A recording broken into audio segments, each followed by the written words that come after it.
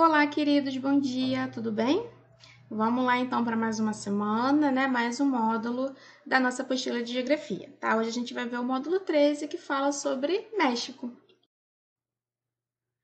Bom, aqui a gente tem os objetos do conhecimento, né? Que são aqueles tópicos principais dentro de cada módulo. Bom, como esse módulo fala sobre o México, né? Então é um módulo que é muito complexo, ele trabalha diversos aspectos sobre o México e infelizmente aqui no vídeo não tem como a gente falar sobre absolutamente tudo, né? Senão o vídeo fica muito longo. Então a gente vai fazer um resumo desse conteúdo sobre o México, tá? Então a primeira coisa que a gente vai falar, né? Que inclusive eu acho que a gente já conversou sobre isso em módulos anteriores, que é o problema de migração, né? Imigração entre mexicanos e norte-americanos, tá? Quando eu digo norte-americanos, estou me referindo aos estadunidenses. Vocês sabem que existe ali, né, uma fronteira, obviamente, entre México e Estados Unidos, e essa fronteira é uma das mais vigiadas do planeta, tá? Inclusive, né, vocês podem ver nessa imagenzinha que tá redonda, que até um muro, né, foi construído num trecho dessa fronteira para tentar impedir, né, tentar barrar a chegada dos imigrantes ilegais, tá? E aí o que acontece, gente? Não é só a população mexicana que tenta entrar nos Estados Unidos através dessa fronteira, tá? É óbvio que é a maioria. Mas como é muito difícil entrar nos Estados Unidos, então a gente tem até pessoas de outros países, inclusive da Ásia, da Europa, da África, enfim, tentando entrar nos Estados Unidos. E aí, como é muito difícil entrar lá, o que eles fazem? Eles compram uma passagem, né, ou viajam para o México, e aí do México eles tentam entrar nos Estados Unidos através dessa fronteira, tá? Ultimamente, esse é um assunto que está muito em alta, né? Principalmente depois que o Donald Trump, que é o atual presidente dos Estados Unidos, foi eleito. Inclusive, uma das primeiras coisas que ele fez quando foi eleito foi justamente declarar que ele iria ampliar, né, a construção do muro, justamente com o intuito de conter essa imigração ilegal, tá? Ele também colocou em prática políticas, né, mais duras contra os imigrantes, e tudo isso para tentar barrar, né, essa entrada de imigrantes, tá? Como você pode ver na imagem de baixo, né, você tem uma caravana de imigrantes do México, né, eles passaram pela fronteira com a Guatemala e eles planejavam, obviamente, chegar aos Estados Unidos, né, obviamente eles foram impedidos de entrar, não é assim tão fácil. Tá? Aqui embaixo, nessa partezinha laranja, a gente tem um termo que provavelmente vocês já ouviram, que a gente chama de green card, né? É um termo em inglês, que se a gente fosse traduzir ao pé da letra, significa cartão verde, tá? Esse é um documento que ele é emitido pelos consulados, né, dos Estados Unidos ao redor do mundo, e aí ele dá ao imigrante a condição de residente permanente nos Estados Unidos. Então, assim, é muito difícil você conseguir um visto para entrar nos Estados Unidos, principalmente se você for latino. E aí, gente, o visto, ele é complicado de conseguir para qualquer coisa, tá? Então, não importa se você está indo a trabalho, se você está indo para estudar, ou até mesmo se você está indo para fazer turismo, tá? Até as pessoas que estão indo para lá fazer turismo, sei lá, conhecer a Disney, enfim, e tem o intuito de retornar, ainda assim é muito difícil você conseguir o visto, tá? Então, assim, além do visto ser muito almejado, o visto e o green card são coisas diferentes, tá, gente? O visto é uma autorização que você recebe para entrar e normalmente ela tem uma data de expiração, tá? Então, por exemplo, se você for turista e você quiser conhecer a Disney, você tem que ir lá no consulado, no centro da cidade, pedir o visto, tá? De turista. Então, sei lá, o teu visto vai ter 30 dias de validade, 45 dias de validade, um ano de validade, enfim.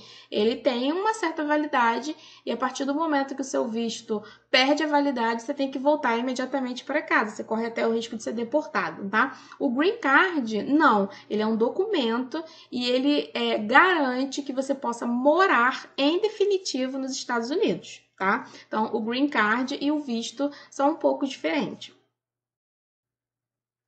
Bom, aqui a gente vai ver outras informações sobre o México. Na parte de cima, né, a gente tem um mapinha onde a gente tem a divisão política, né, do México. O México aqui está dividido pelos estados, né, da mesma forma que o Brasil é formado, né, aqui a gente tem 26 estados mais um Distrito Federal. Lá no México também, ele também é dividido por várias regiões, por vários estados, tá? Aqui a gente tem os principais, tá? Você tem, por exemplo, aqui o número 1, que é a Cidade do México, que é a capital, tá? A capital do México chama Cidade do México, que é o Distrito Federal deles. E aí, tem todos esses nomezinhos aí, são nomezinhos em espanhol, né? Titia não sabe a pronúncia correta, são nomezinhos complicados, mas enfim, tá? O México, ele é o único país latino-americano, tá? Localizado na América do Norte. A gente já estudou em módulos anteriores, né? Bem no início da apostila, América Anglo-Saxônica, né? A diferença entre a América Anglo-Saxônica e a América Latina, América Anglo-Saxônica, Estados Unidos e Canadá, que estão no hemisfério norte.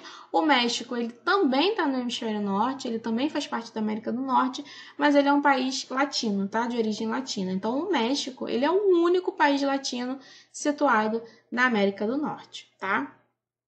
O território mexicano, ele foi de colonização espanhola, e aí, obviamente, como todos os países da América Latina, né, quase em sua totalidade, antes de ser colonizado, o território mexicano era ocupado por populações indígenas, tá? E como acontece em todos os lugares, né, como aconteceu com todas as colonizações, as populações indígenas, obviamente, com a chegada do colonizador europeu, foram basicamente todas dizimadas, tá? No México, né, lá no México, na história mexicana, a gente tem dois grandes grupos, né, de civilizações que são muito famosos, inclusive vocês já devem ter ouvido falar isso em história, que são as duas grandes civilizações que ocupavam o território do México antes da chegada do colonizador, tá? Mais ao norte do território do México, a gente tinha as civilizações astecas, tá? Que mais ou menos, eles ocupavam mais ou menos o que hoje onde fica situada a cidade do México, tá? Lá pelo século XV, século XVI. E mais ao sul do território mexicano, a gente tinha os maias, tá? Então, eles estavam mais ao sul, os maias mais ao sul, os astecas mais ao norte do território mexicano, tá? Ambas, gente, são civilizações que apresentaram sempre muita riqueza cultural, tá? E apesar de serem civilizações de séculos atrás, eram civilizações que apresentavam um grande desenvolvimento, né? Não só cultural, como arquitetônico também. Até hoje é um grande mistério essas construções arquitetônicas, né? É um pouco parecido com as pirâmides do Egito, né? Como, né?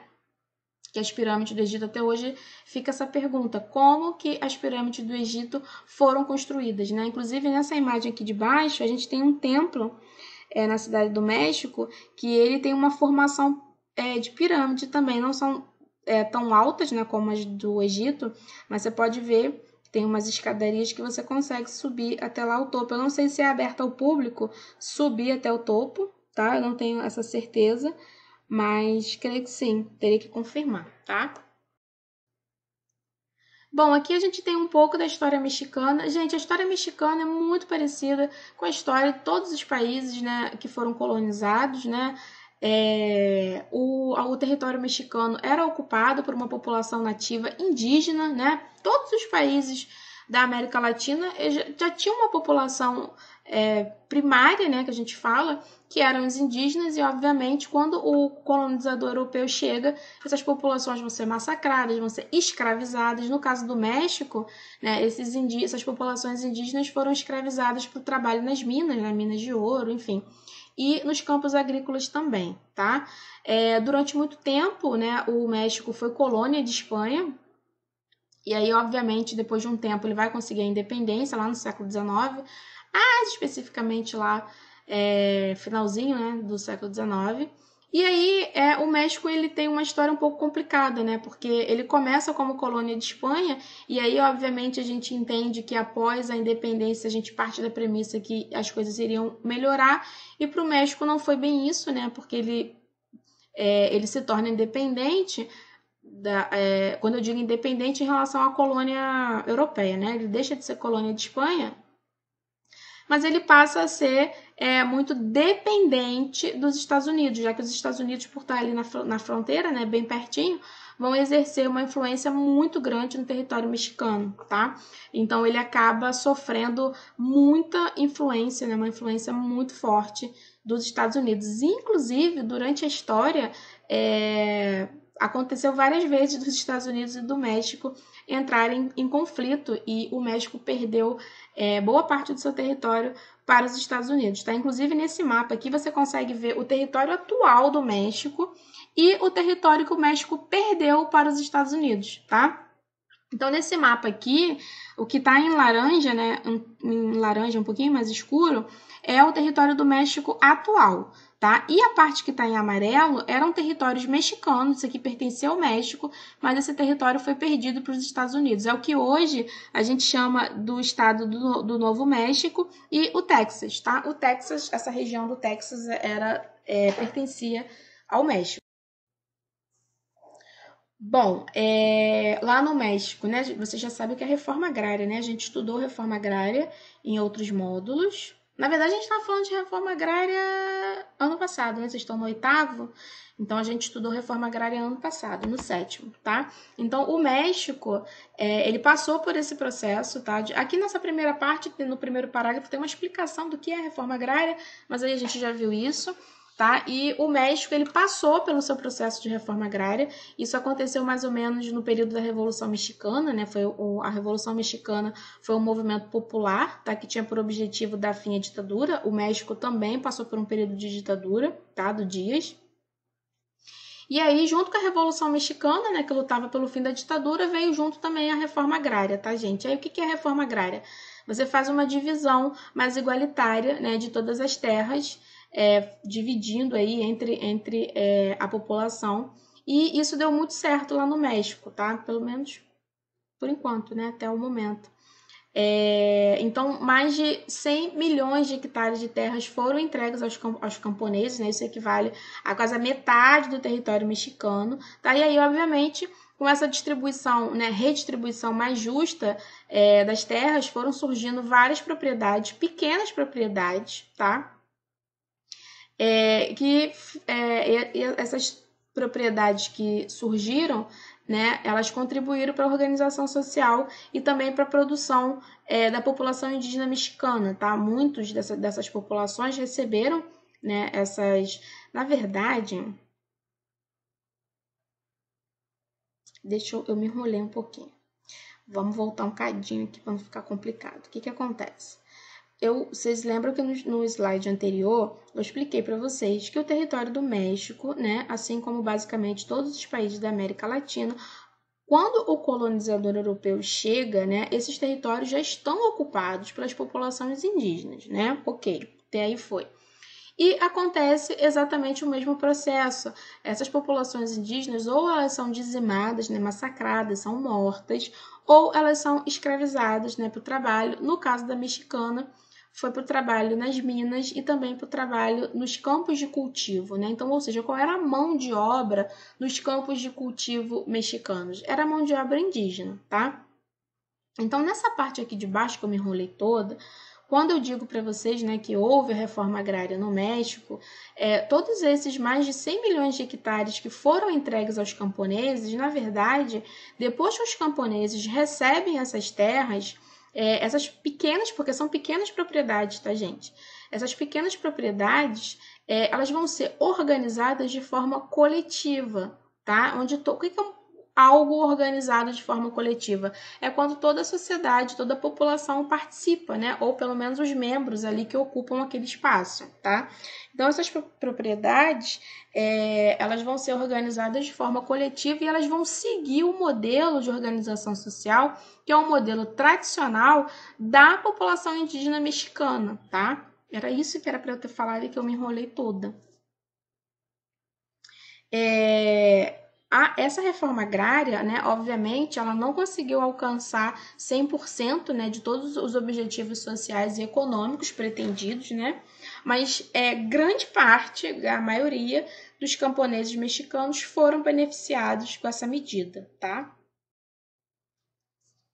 Bom, aqui a gente vai ver um pouco sobre os aspectos econômicos, né? O território do México, ele é um território muito árido, tá? Então, normalmente, solos muito áridos, né? Clima árido, solo árido, o relevo é de muito planalto. Então, todas essas características vão dificultar muito a prática agrícola, né? Você desenvolver agricultura, enfim. Mas, em contrapartida, né, o México, ele consegue contornar isso, tá? E ele tem uma produção agrícola e uma produção, obviamente, gerada pelo solo, né? Que é considerável, tá? Então, por exemplo, o México, ele é muito famoso pela produção de algodão, tá? Algodão, sisal, café também, o México é um grande produtor de café, cana-de-açúcar, enfim. Inclusive, isso é produzido nas terras comunitárias que surgiram após a reforma agrária, tá? Principalmente feijão e milho. Então, aqui nesse mapa, a gente consegue ver como que o México divide o território no uso do solo, tá? Então, aqui embaixo você tem um verde mais clarinho, tá? Que é para plantação e pastagem. Você vê que tem uns desenhos de vaca, gente? Então, essas áreas aqui onde você tem um desenho de vaca, é pastagem, tá? Essa parte cor de abóbora é deserto, tá? São áreas desérticas. O que tá de verde mais escuro é florestas, né? Áreas florestais e bosques. E essa partezinha de lilás que tá bem pequenininha aqui é área alagada, tá? Tá vendo aqui embaixo? E aqui a gente tem os principais produtos agropecuários, tá? Então, você tem a produção de bovino, você tem a produção de ovinos, peixes, frutos do mar. Essas áreas aqui que parecem um desenhozinho de jacaré. Não sei se são um desenho de jacaré, ou de peixe, ou de tubarão. Titia não tá conseguindo identificar, gente. Mas, enfim, tem uns desenhos de peixe aqui que tá mais... Ah, tá. É um símbolo que significa frutos do mar. Eu não sei que desenho é esse, se é um desenho de um camarão. Deve ser, tá? Titia não sabe. E em relação aos produtos da agricultura, como eu já falei, gente, o México é um grande produtor de banana também, tá? Banana, café, milho, algodão, frutas, tá? Dentre as frutas, principalmente uva, cana-de-açúcar e madeira, tá? Uma das outras atividades econômicas muito desenvolvidas no México é a indústria de recursos, né, de extração de recursos minerais, tá? O território mexicano ele é muito rico, tá?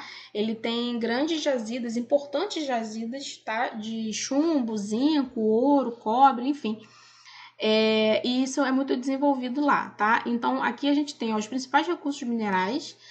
Cada desenhozinho desse aqui, ó, esses triângulozinhos coloridos significam recurso, tá? Então, você tem ferro, manganês, cobre, ouro, prata, enfim, carvão. Você tem as indústrias mais desenvolvidas lá no México, tá? Automobilística, indústria eletrônica, mecânica. A refinaria, gente, é refinaria de petróleo, tá?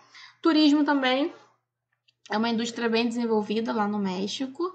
E essas partes que estão em rosa mais escurinho são os principais centros industriais, tá? As principais cidades. E aqui embaixo a gente tem uma plataforma de extração de petróleo no Golfo do México, tá? Lá no México também você tem jazidas de petróleo. Aqui nesse texto, né, que está na apostila de vocês, fala um pouco sobre a industrialização do México. Inclusive, gente, dos países da América Latina, os 3 países mais industrializados é Brasil, Argentina e México, tá? Então, o México ele é um país bastante industrializado, tá?